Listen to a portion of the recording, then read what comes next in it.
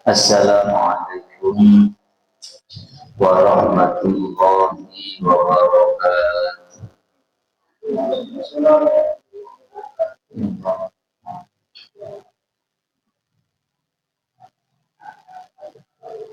Al-Fatihah. Bismillahirrahmanirrahim.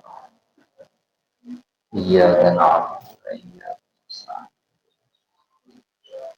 Shiratal ladzina A'udzu billahi minasy syaithanir rajim. Bismillahirrahmanirrahim. Alhamdulillahi rabbil alamin.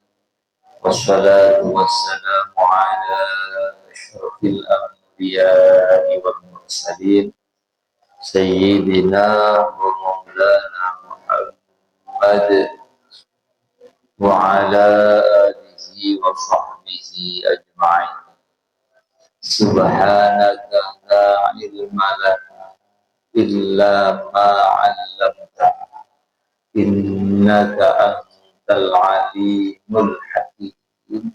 Rabbi shrah li sadri wa yassir li amri wahlul 'uqdatam min lisani yafqahu qawli. Rabbi yassir wa la tu'assir. Rabbi tammim bil khair. Amma ba'd.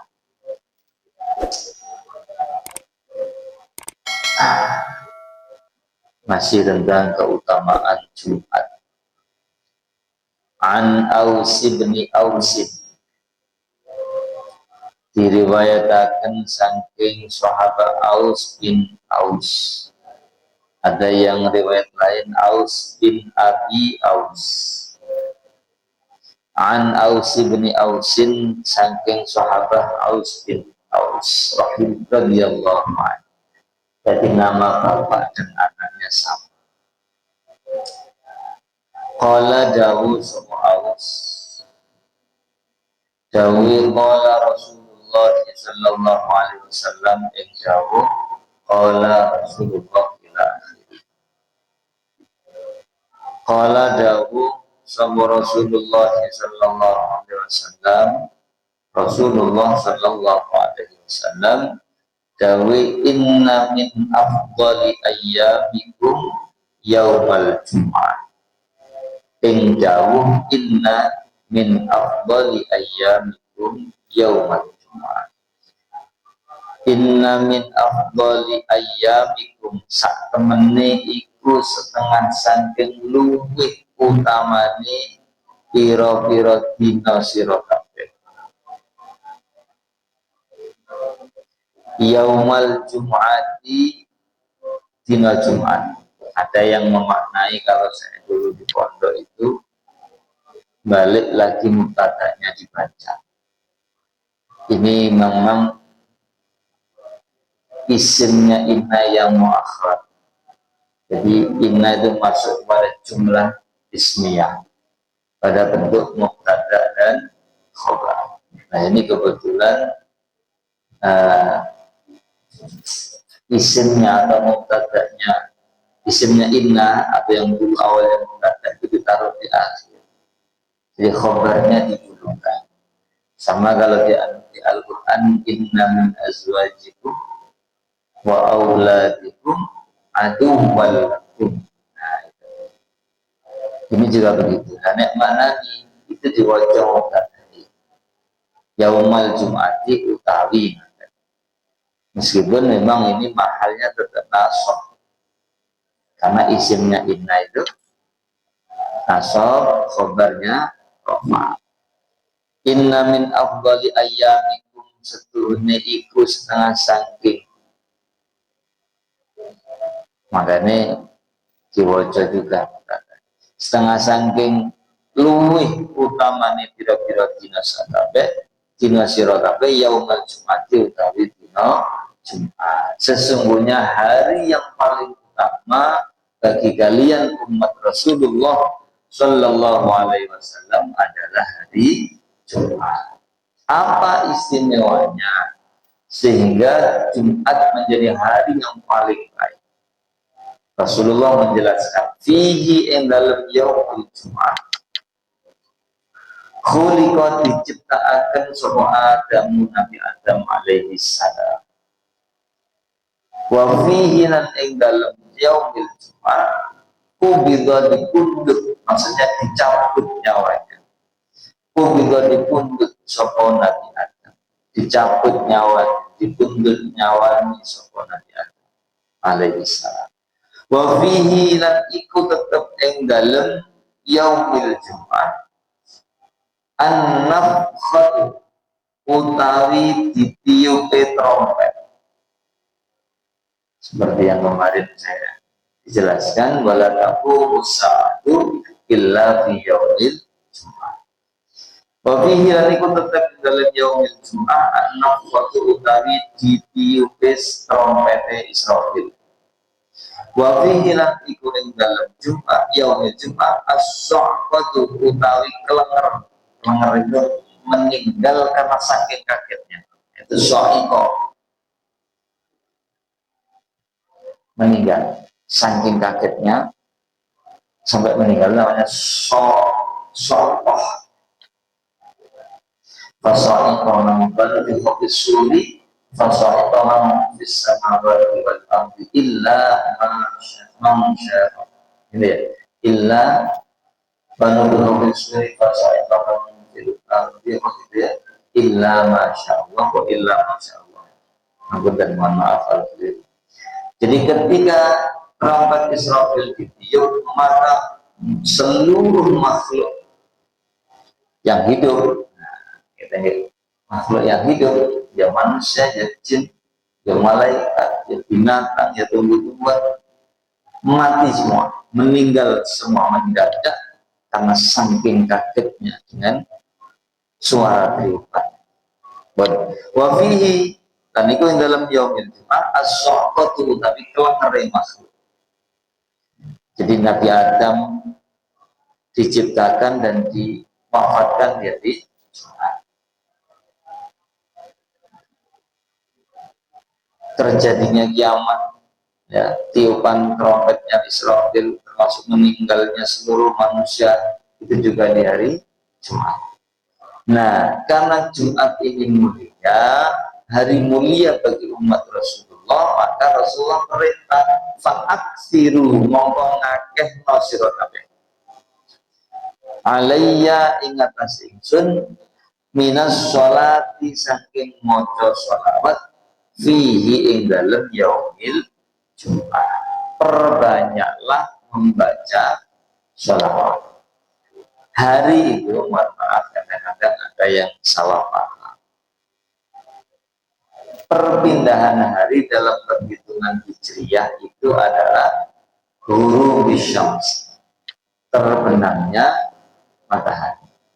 Jadi sekarang ini hari Selasa, meskipun setelah sholat asar, bahkan nanti meskipun jam 5 lebih misalnya, pokoknya belum maghrib, maka sekarang ini masih Selasa.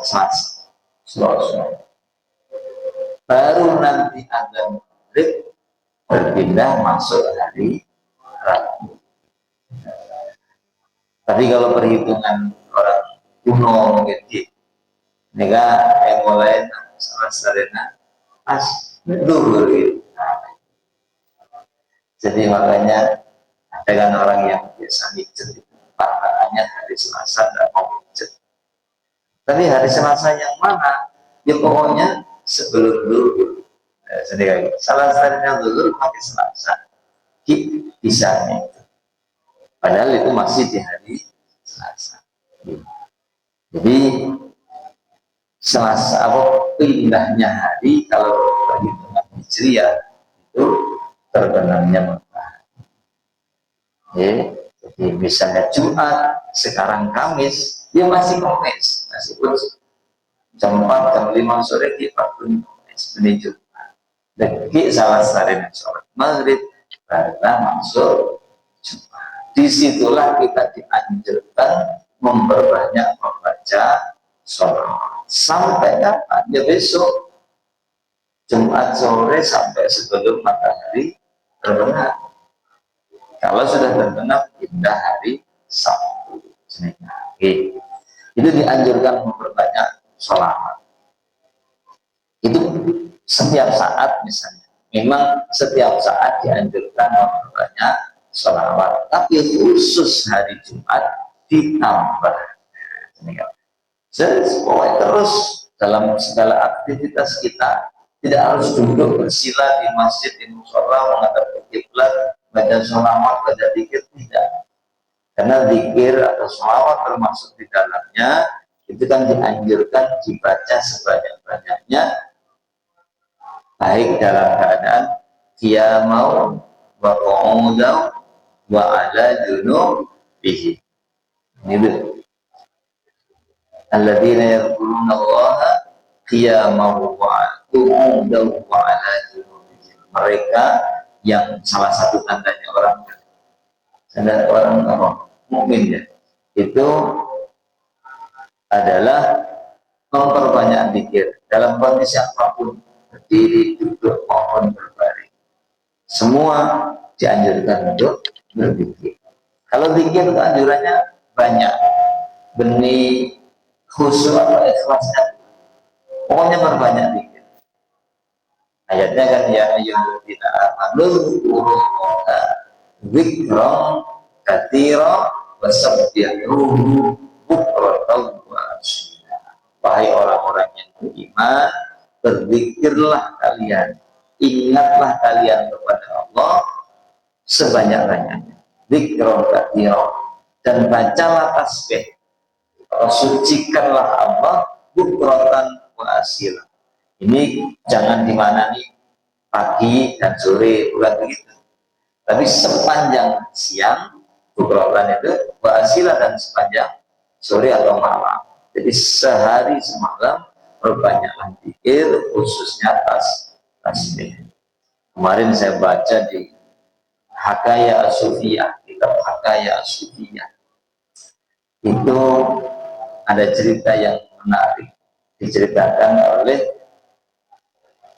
Syekh Abdullah Al-Qurtubi, bahwa dulu Nabi Daud alaihissalam itu pernah bertekad, malam ini saya mau bertasbih kepada Allah dengan secara atau sebanyak yang tidak pernah dilakukan oleh makhluk manapun.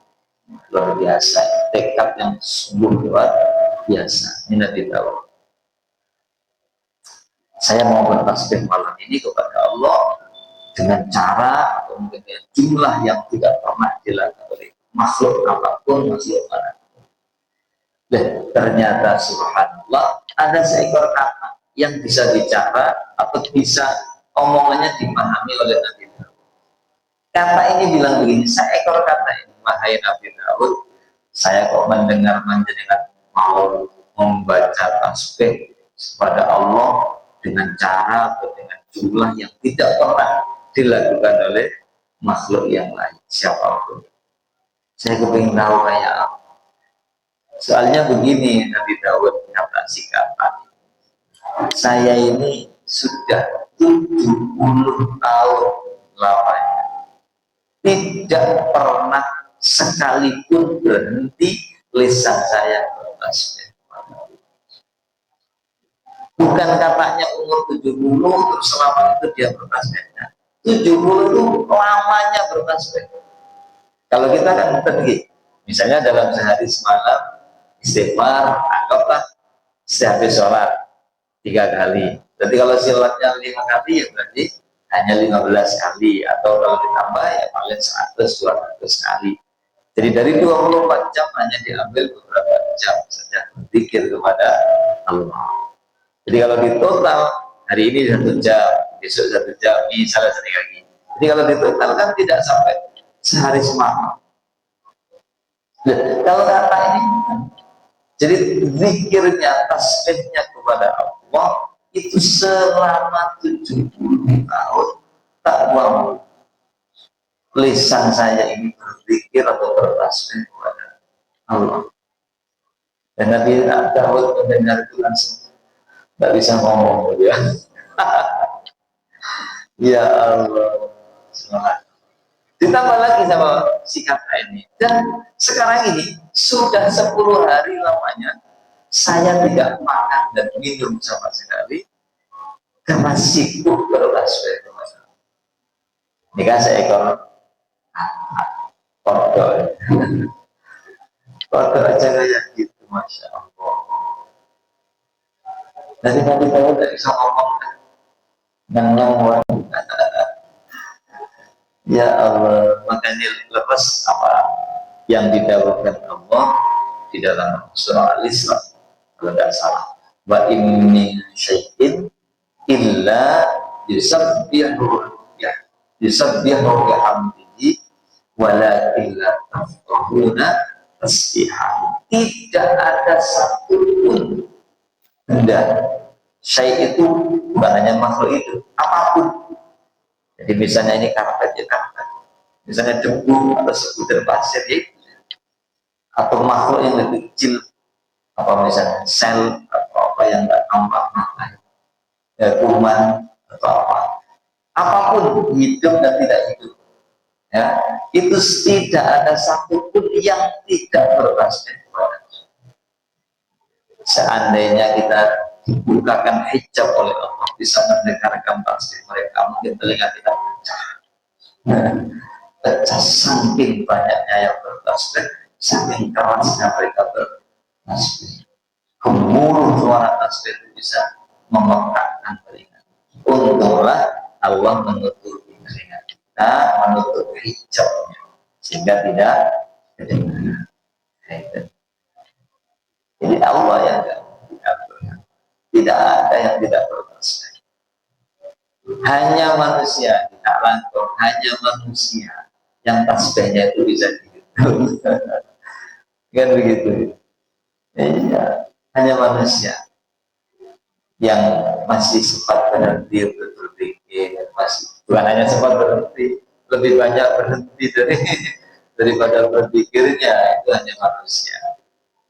Wala yadhkurullaha illa qalila, dan mereka tidak berzikir kepada Allah kecuali sedikit. Jadi zikirnya sedikit sekali, 10 cara.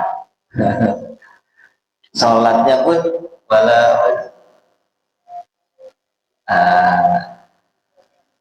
idza qamu ila sholati qamu kusala. Memang ini dialamatkan, diidentifikasikan ke orang-orang munafik. Tapi kita ini kalau mau jujur mengakui, metani, introspeksi diri, kita masuk di situ. Ya kan? Innal munafiqina yukhadi'una Allah wa huwa khadi'uhum. Wa idza qamu ila sholati qamu kusala. Coba tanyakan pada hati kita masing-masing. Kita sholat ini sengkang apa semangat? Begitu. Ketika kita sholat ini arah-arah semangat. Kalau ada rasa sengkang, berarti kita masuk di sini. Meskipun kita tentu akan tidak terima, tersinggung dan diarani munafik. Tapi itu ciri-cirinya. Idza qamu ila sholati qamu kusala. Ya sholatnya sholat, kita pun sholat. Ya 5 waktu dikatakan sholat sunat, tapi mereka kerjakan itu dengan malas-malasan, usaha. Yuraunan nasa, dan sedangkan pamer. Apalagi sekarang ada medsos, ya kan? Sedikit-sedikit. Nah, ya kadang-kadang ya kayak contohnya pegawai itu repot juga. Jadi mau mengadakan apa harus ada laporannya. Jadi mengadakan kegiatan khataman Al-Quran seluruh siswa, harus ada fotonya, foto kegiatan dan dilaporkan. Unsur hukum dianggap tidak melakukan kegiatan. Repot. Siswa harus sholat berjamaah di sekolah. Foto jamaah. Maka foto itu dianggap tidak sholat berjamaah di sekolah. Salah. Nah ini serba salah. Kita mau ngajari siswa untuk ikhlas, Tapi sistem menuntut kita itu angel ya. Ya, ketika difoto masa biasanya enak difoto guyon sama temannya sibuk atau apa. Tempat difoto ya harus rapi, tertib, usul. Ya, ya belum gimana repotnya. Masa kita tidak mau belum kan ini? Jujur diakui masuk di situ kita. Wala yudhurunallaha illa qalila. Kita ingat Allah itu berapa lama, berapa banyak. Bandingkan dengan kata. Itu satu ekor, belum makhluk yang lain. Insya Allah. Jadi malulah kita. Jadi sholawat ini dianjurkan ditambah. Setiap hari sudah dianjurkan sholawat, dan khusus hari Jumat ditambah. Kenapa? Kata Rasulullah kita diperintahkan, dianjurkan untuk memperbanyak sholawat. Beliau mengatakan fa inna sholatakum wa satamani sholawat siro, bukan sholat ya, ini sholawat. Bacaan sholawat siro kabeh iku ma'rudatun, dipentoakan itu dilaporkan. Nah, ini memang tugasnya malaikat melaporkan. Yeah. Memang sekarang semua ingin beralih jadi malaikat rakib atid. Guru suruh jadi malaikat ngawasi siswa sholat. Ya sudahlah. Iku ma'rudatun dipentoakan, maksudnya dilaporkan apa sholat agung alaiya yang ada di sini sunatnya. Jadi akeh nomor sholawat dino Jumat. Sebab apa? Sholawatmu itu dilaporkan, diantarkan, ya, dipersembahkan atau ditunjukkan kepada kata Rasulullah. Paham ya? Jadi misalnya sekarang kita mengucap Allahumma sholli ala Sayyidina Muhammad. Ini barisan yang saya baca sudah disampaikan oleh malaikat kepada Rasulullah. Jadi Rasulullah itu merinding. Dengar barusan malaikat sudah sampai ke Mekah, ke Madinah, maka Rasulullah ini ya Rasul, umat panjenengan sedang membaca semua. Ya Allah. Rasulullah tahu, mendengar, oh iya, rekamannya dimendengar, bahkan mungkin videonya juga ditunjukkan live. Terus Allah dawuh sapa rawi tadi Aus bin Aus tadi dawuh kita qalu ya Rasul, mendengar Rasulullah mengatakan sholawatmu itu dilaporkan ke saya. Terus ada sahabat yang bertanya, qalu takon istilahnya, kalau mengucap sebuah sahabat dawuh sebuah sahabat, ya Rasulullah yang dawuh ya Rasulullah, ya Rasulullah wahai atau tuhi Rasulullah, wa kaifa halikaya apa tu'radu dipentoaken apa salatuna sholawat kita alaika ing atase panjenengan waqt arintah hale teman-teman wis sedo sapa panjenengan. Mohon maaf ya Rasul, kata panjenengan sholawat kita akan sampai kepada panjenengan. Nah, padahal nanti suatu saat panjenengan meninggal, apa ya, nyampe sholawatnya gitu loh. Kok dilaporkan pada panjenengan sudah meninggal, jasadnya sudah wafat di dalam kubur. Kok panjenengan bisa tahu sholawat? Nah, bagaimana? Yes. Yakuluna dawuh sapa sahabat, oh begini, gantinya itu tadi kan wafat arinta, tapi dalam lewat lain wafat balita, balia yabla. Yakuluna dawuh sapa sahabat balita yang dawuh balita gantine arinta. Wafat arinta hal teman-teman spesial itu sapa panjenengan. Nek balita wis teman rusak. Jadi para jasad di alam kubur itu sudah menggusur, bahkan berubah menjadi tanah. Apa bisa mendengar sholawat kami? Nah, akhirnya apa jawab Nabi? Faqala maqadir dawuh subhanahu Nabi, innallaha satamani Allah azza wa jalla azza halimah luhur sama Allah wa jalalan maha agung sama Allah iku harrama wis ngaromaken sama Allah alal ardi ngatasé bumi atau tanah ada ya bener ya ajsadal ambiyai jama'i jasad ajsadal ambiyai ing pira-pira jasate para nabi. Nabi dan Rasul itu termasuk kelompok orang yang dikecualikan. Jadi jasadnya, tubuhnya tidak hancur. Jangankan Nabi Rasul, orang biasa saja, orang-orang soleh, ya walaupun mohon maaf, bukan tokoh agama, bukan kiai, bukan ustadz dan lain sebagainya. Tapi kalau dia orang baik, salah satunya adalah rajin membaca Al-Quran, itu keistimewaannya di alam kuburnya, walaupun sudah dikubur bertahun-tahun, jasadnya tidak hancur, insya Allah. Bahkan sering ada kisah nyata kan gitu ya, jika digali kuburnya karena ada kepentingan pelebaran jalan atau apa, pembangunan apa, kuburannya mau dipindah, ternyata jasadnya masih utuh. Jangankan jasadnya, kafannya saja masih utuh. Bahkan ketika dibuka, diganti kafan itu, Masya Allah, rambutnya itu masih basah, kayak barusan mati.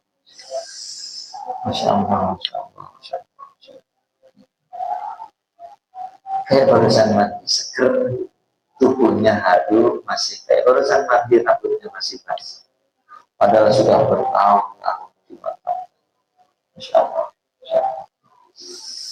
Ini jasad orang-orang yang soleh. Orang-orang soleh itu orang apa? Orang soleh itu siapapun, pokoknya orang Islam yang hubungannya dengan Allah baik, hubungannya dengan sesama baik. Ini orang soleh. Orang soleh itu orang yang itu dengan Allah itu taat, tunduk, patuh, dengan manusia itu baik. Tidak pernah tunang, tidak pernah rasanya, tidak pernah apa, tidak pernah punya masalah dengan orang. Insya Allah orang-orang seperti ini akan mendapatkan kemuliaan, jasadnya tidak rusak. Dan jasad Nabi Rasul apa lagi? Makanya Rasulullah itu kalau di dalam hadis lain begini. Jadi setiap kali ada sholawat itu rohnya kanjeng Nabi dikembalikan ke jasad beliau. Lalu kemudian beliau mendengarkan sholawat dan membalas. Ya Allah, Masya Allah, salawat kula sareng panjenengan balas ya, sareng kanjeng Nabi. Jadi kita membaca salawat tadi barusan misalnya Rasulullah balas.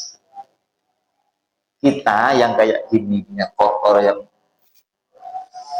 itu dijawab sama Rasulullah. Masya Allah. Makanya, terus nah pertanyaannya, kalau sholawat, kalau katanya kan Nabi, rohnya dikembalikan ke jasad ketika ada orang bersolawat kepada Nabi. Lah kalau yang bersolawat banyak, ya berarti jasadnya, ya rohnya tidak akan balik, tidak akan keluar lagi, ya tetap di situ. Berarti kanjeng Nabi itu hakikatnya tetap hidup, lahir batinnya. Nah, bagaimana mau sholawat terus? Seluruh dunia orang yang sama baca sholawat, tidak ada henti-hentinya. Ya berarti sama dengan guyon aja, ini guyon tapi insya Allah ya benar kayak Gus Dur. Ada yang bilang Cak Nun, Gus Dur itu sampai sekarang belum ketemu sama malaikat Munkar Nakir. Munkar Nakir kan tukang menanyai orang di alam kubur. Kapan datangnya Munkar Nakir? Ketika yang memakamkan, yang menguburkan sudah meninggalkan tempat pemakaman. Ya kan begitu. Dan pertanyaannya Nabi Ibrahim, Gus Dur itu sejak dimakamkan sampai sekarang tidak pernah sepi. Makamnya selalu didatangi berziarah. Ya berarti malaikat Munkar Nakir nganggur yang teknik. Ya masih kan. Tidak segera melaksanakan hijab. Jadi guyonannya canda. Tapi ya benar juga. Logis ya, Masya Allah. Itulah. Ya kayak Gus Dur itu insya Allah jasadnya juga Masya Allah, jasadnya tidak utuh mestinya. Jangankan orang seperti Gus, orang biasa yang bukan disebut kiai, bukan apa, pokoknya Ya Allah, ya Allah, ya Allah. Masya Allah. Mudah-mudahan lah ya, kita ini walaupun seperti ini, ya paling tidak dapat barokahnya sholawat. Ini andalannya sholawat, jangan mengandalkan ibadah kita. Oh, ibadah kita yakin. Ya wis sing akeh-akeh sholawat ya. Karena kata Rasulullah, almar'u ma'aman ahbabta. Orang itu nanti akan dikumpulkan bareng dengan siapa yang dia cintai. Orang yang memperbanyak sholawat berarti Anda orang itu cinta kepada Rasulullah. Berarti orang itu akan bersama Rasulullah di mana? Di surga. Ya kan? Masuk Rasulullah di surga terus kita di luarnya ngomong-ngomongan gitu, lewat jendela kan tidak ada.